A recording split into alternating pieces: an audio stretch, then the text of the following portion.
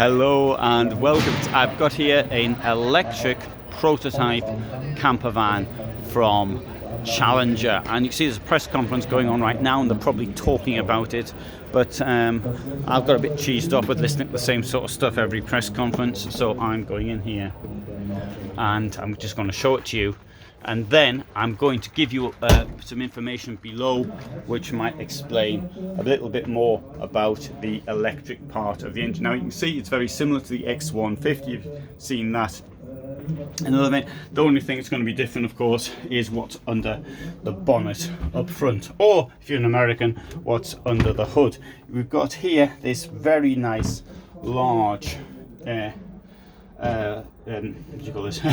Toilet and shower. We've got storage behind the windows, mirrors up here.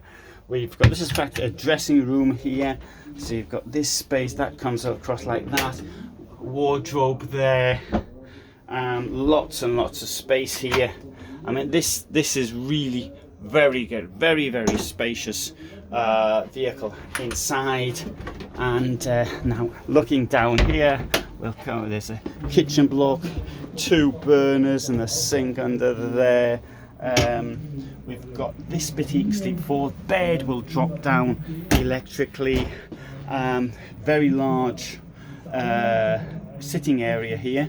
So you've got the Chausson and the Challenger, the X500, X650, X150, it's got all various sorts of names, but it's the same sort of thing inside.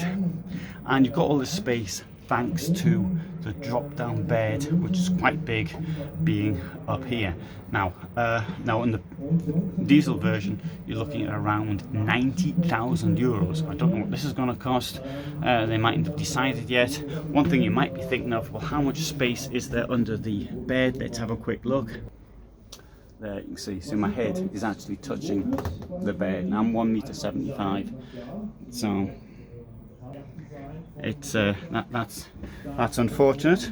We've got the fridges here, electrical, so you can see what the score is with your panel. You see how much water you've got in it, etc. You can put a television up, I suppose, here if you really wanted to, or maybe against, don't know, one of these walls. Somebody in the comments section did tell me why they opted for a blackout blind like this and not the one like they've got the other side, which is this, and I've forgotten what the reason for it is, but there is a reason. Okay, here you have an electric camper van, only this one, by looking at it from here, I think this one's diesel actually. They're just pretending it's electric. Anyway, it's a diesel version, but never mind, they can say it'll soon be an electric. So okay, so this prototype, they haven't quite worked out how they put an electric motor in it yet, but they'll probably possibly get round to it. And I'm going to predict that that is going to be on the market with an electric motor before long. But that one there is diesel. Thanks for watching.